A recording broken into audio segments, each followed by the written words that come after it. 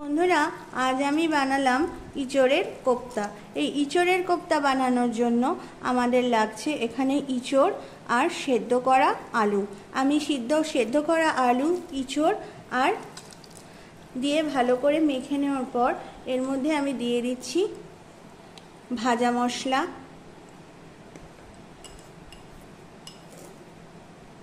পরিমাণ মতো নুন,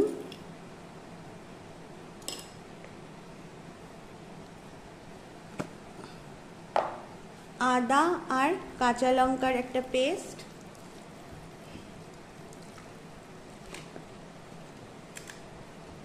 পরিমাণ মতো ধনের গুঁড়ো আর পরিমাণ মতো জিরের গুঁড়ো দিয়ে এটাকে মেখে নেব। ভালো করে মেখে নেওয়ার পর আমি এর মধ্যে দিয়ে দিচ্ছি সামান্য পরিমাণে ময়দা, দিয়ে ময়দাটাকে দিয়ে ভালো করে এখন এটাকে মেখে নেব। এখানে কিন্তু খুব বেশি ময়দা ব্যবহার করার প্রয়োজন নেই, তাহলে কিন্তু কোপ্তাগুলো শক্ত হয়ে যাবে। কড়াইতে বসিয়ে দিয়েছি সরষের তেল, আর সরষের তেলটাও গরম হয়ে গেছে। এবার আমি একে একে এখানে কোপ্তার আকারে গড়ে এই বলগুলোকে এর তেলের মধ্যে দিয়ে আমি আস্তে আস্তে ভেজে নেব। বলগুলো কিন্তু খুব একটা ছোট করারও দরকার নেই, আবার অনেক বড় করারও দরকার নেই। ঠিক এরকম আমি যেরকম সাইজের বলগুলো করছি এরকম ভাবে বলগুলো করে নিলেই হবে। একটা বাটিতে আমি এখানে নিয়ে নিয়েছি ধনের গুঁড়ো, জিরের গুঁড়ো আর শুকনো লঙ্কার গুঁড়ো আর হলুদ গুঁড়ো।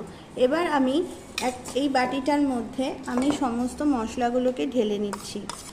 এখানে নিয়ে নিচ্ছি ধনের গুঁড়ো, জিরের গুঁড়ো, আর এখানে নিয়ে নিচ্ছি শুকনো লঙ্কা আর হলুদের গুঁড়ো দিয়ে আমি সুন্দর করে এটাকে জলে গুলে এর একটা পেস্ট আমি বানিয়ে নেব।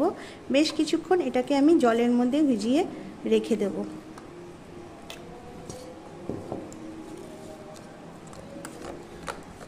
তোমরা দেখতে পাচ্ছ বন্ধুরা, আমার এখানে কোপ্তাগুলো ভাজা কিন্তু একদম কমপ্লিট, আর কোপ্তাগুলো কিন্তু ভীষণই সফট হয়েছে। এবার যে তেলে কোপ্তাগুলো ভেজেছিলাম সেই তেলের মধ্যে এবার আমি দিয়ে দিচ্ছি সামান্য জিরা ফোড়নের জন্য।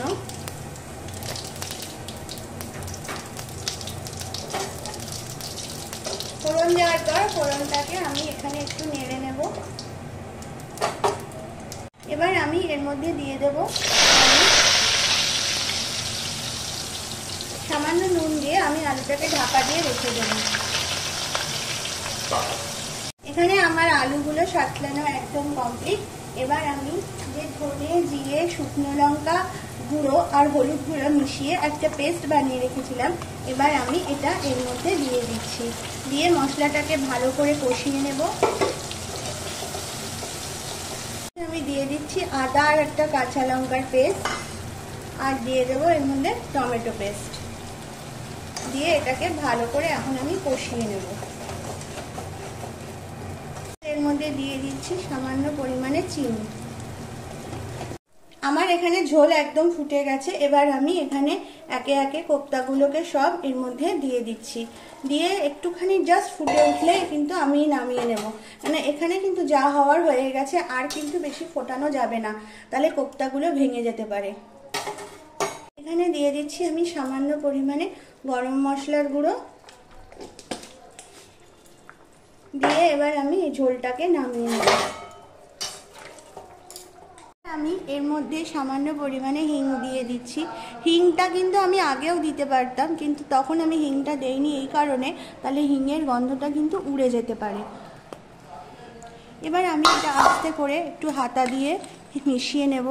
যেহেতু ঝোলটা এখন গরম আছে, হিংটা কিন্তু এর মধ্যে সুন্দরভাবে মিশে যাবে, আর এর ফ্লেভারটাও কিন্তু সুন্দর, ভীষণ ভালো একটা ফ্লেভার আসবে। তাহলে বন্ধুরা তোমরা দেখলে আমি নিরামিষ ইঁচড়ের কোপ্তা কিভাবে বানালাম।